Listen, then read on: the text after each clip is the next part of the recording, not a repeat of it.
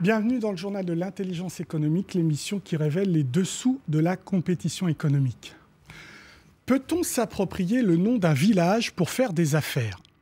Pour la justice française, la réponse est oui. Gilbert Sajner, qui a déposé le nom du village de l'Aïol dans l'Aveyron en 1993, est donc tout à fait dans son droit lorsqu'il fait fabriquer des couteaux, des briquets, des barbecues, des stylos, du linge de table, etc. Le tout estampillé l'Aïol. Le problème, c'est que les villageois ont piqué une colère noire en septembre dernier.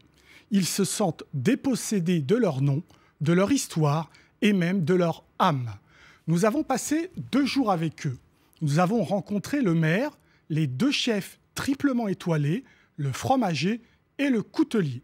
Tous en veulent beaucoup à Gilbert Sajner que nous recevons aujourd'hui. Mais avant de l'entendre, direction l'Aïol dans l'Aveyron, où le maire a pris une décision spectaculaire. L'Aïol, le village français de l'Aveyron, est entré en résistance. Le 19 septembre 2012, le maire retire le panneau de sa ville, un geste symbolique pour protester contre la décision d'un tribunal. La justice française a en effet confirmé que le propriétaire de la marque l'Aïol est un entrepreneur futé qui a déposé le nom du village en 1993. Résultat, les 1300 âmes de ce village réputé pour ses couteaux, sa gastronomie et son fromage se sentent dépossédés.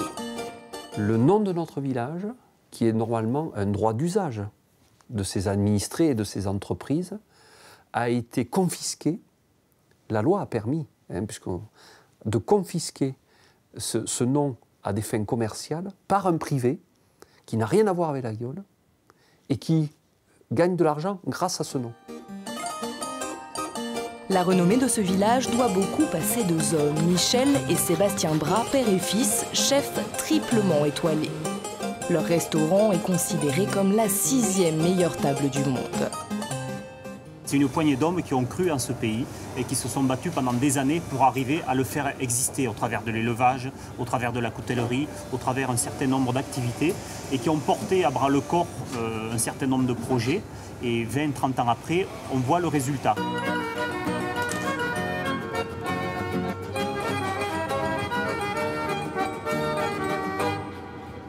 Et ce qui nous peine énormément, c'est que le travail de ces hommes qui ont cru en ce pays, en ce village, eh bien, ce travail-là, aujourd'hui, quelque part, il a été volé.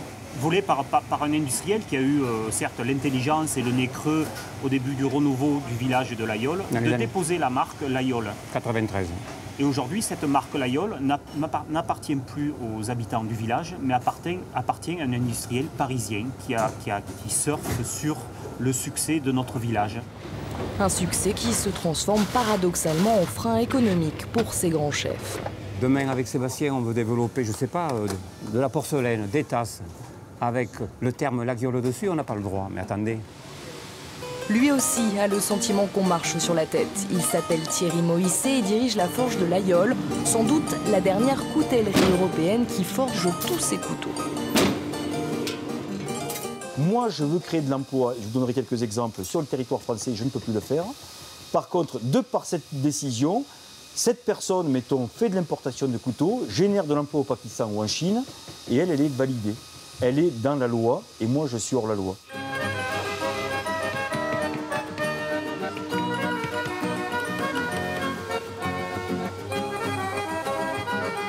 Thierry Moïsset est un hors-la-loi qui s'assume. Vous voulez que je vous montre un mec en contrefaçon? Un contrefacteur? Là, typiquement, vous avez un contrefacteur. C'est-à-dire que vous avez une personne qui fait un produit de contrefaçon, puisqu'en fait, aujourd'hui, la loi nous interdit d'apposer le nom forge de l'Aïol sur une fourchette. Ça veut dire qu'aujourd'hui, on est en totale contrefaçon. La contrefaçon, ce n'est pas la crainte d'André Valadier, fondateur et dirigeant de la coopérative Jeune Montagne qui produit le fameux fromage de l'Aïol. Lui a peur pour l'image de son fromage.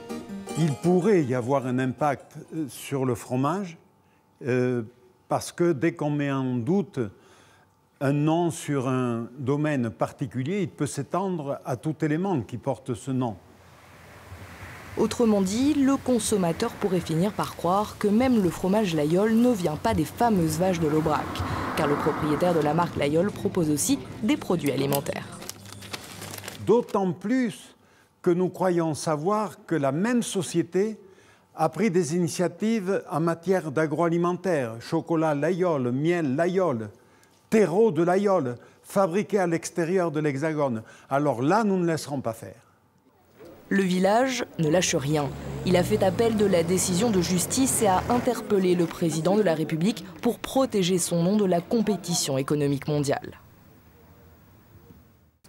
Bien, avec moi sur ce plateau, Gilbert Sazner, bonjour. Bonjour. Merci d'accepter notre invitation. Je vous en prie. Donc, vous avez vu, ils ne sont pas tendres avec vous. Non, ils ne sont pas tendres, mais ça fait 20 ans que cette histoire dure.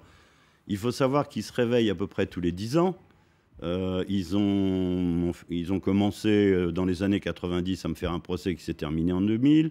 Là, ils recommencent à refaire le même procès pour le même sujet. J'ai déposé la marque La Guiole. À ce moment-là, le village de La Guiole, personne ne le connaissait. Les gens connaissaient le couteau, mais pas le village. C'est deux choses différentes. Alors, ils disent, eux, justement, que le couteau portait l'image du village Layol et que le couteau et le mot Layol étaient déjà réputés, puisqu'à l'époque, ne serait-ce qu'à l'exposition universelle de Séville, ils étaient invités. Qu'est-ce que vous répondez là-dessus? Alors, je réponds que le couteau La Guiole a été inventé. D'abord, il est d'inspiration espagnole, voire même de Yatagan, qui est un petit village turc que j'ai déjà visité.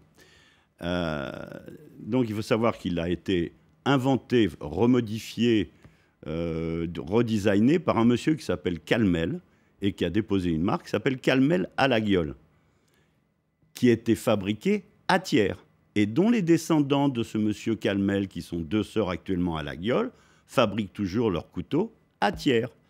Parce que dans cette affaire, on oublie toujours que Thiers, qui est à 150 km à peu près de La Guiole, un tout petit peu plus, Voir. Mais c'est eux qui ont fabriqué les premiers couteaux. C'est eux qui ont continué l'activité coutelière pendant des années sur le couteau La Guiole lorsqu'il n'y avait plus du tout de fabrication à La Guiole. Mais vous, quand vous déposez la marque en 93, si vous déposez la marque Layol et non pas Sazner, c'est que vous pensez que cette marque a un potentiel. Alors, il faut savoir que j'étais, par mon expérience dans les couteaux céramiques, j'étais déjà dans les couteaux dans les années 80. Donc, je connaissais très bien le milieu coutelier. Je leur avais proposé à l'époque de faire des couteaux en lame céramique. Les lames céramiques, j'avais 25 ans d'avance. Donc, j'ai fait évidemment un certain nombre de produits pour les gens de La Guiole et les gens de Thiers. Mais donc, vous ne répondez pas à ma question. Quand vous déposez en 93, Layol a déjà une réputation. En matière vous n'arrivez pas sur du vide. En matière de commune, aucune réputation. Non, en matière de marque. En matière de couteau, c'était connu. Mais c'était connu grâce à qui? À Thiers et à La Guiole.